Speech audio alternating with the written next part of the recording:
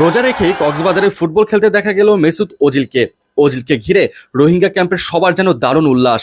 একদিনের জন্য কক্সবাজারে এসেছিলেন ওজিল। আসার পর থেকে সবার সাথে খুব সহজেই মিশে যাচ্ছিলেন তিনি। এক ভক্ত যখন তাকে সালাম দিয়েছিল তখন তিনি হাসি মুখে সেই সালামের উত্তরও নিয়েছিলেন। ওজিল মূলত এখানে এসেছিল রোহিঙ্গা ক্যাম্পে একটি সংস্থা উদ্বোধনী অনুষ্ঠানে, আর সেখানেই তিনি সারাটা দিন সময় কাটান। প্রথমত রোহিঙ্গা ক্যাম্পের আশেপাশে ভালো মতো পর্যবেক্ষণ করেন তিনি।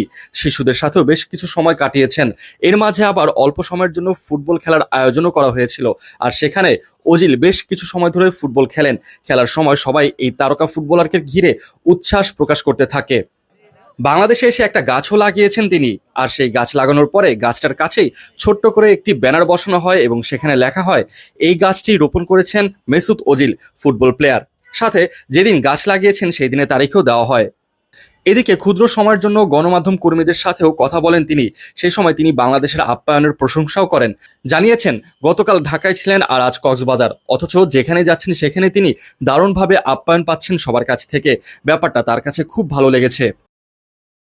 একজন তারকা ফুটবলার এসেছে অথচ তাকে ফুটবল নিয়ে প্রশ্ন করবে না, এমনটা কি হয়? তাই তো একজন মনে করিয়ে দিয়ে বলেছিলেন 2014 সালের বিশ্বকাপ জয়ের স্মৃতি।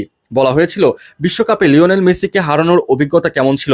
অবশ্য মেসির নাম মুখে নেননি ওজিল, তিনি শুধু বলেছিলেন আর্জেন্টিনাকে হারানোর অভিজ্ঞতা দারুণ ছিল। তবে তারপরও আবার তাকে জিজ্ঞাসা করা হয় মেসিকে হারানোর অভিজ্ঞতা কেমন ছিল। তখন তিনি বলেন, আমরা রিয়াল মাদ্রিদের হয়ে বার্সেলোনাকে হারিয়েছিলাম, সেটা অনেক সুন্দর ছিল, তবে বিশ্বকাপ জেতা আরো বেশি চমৎকার ছিল।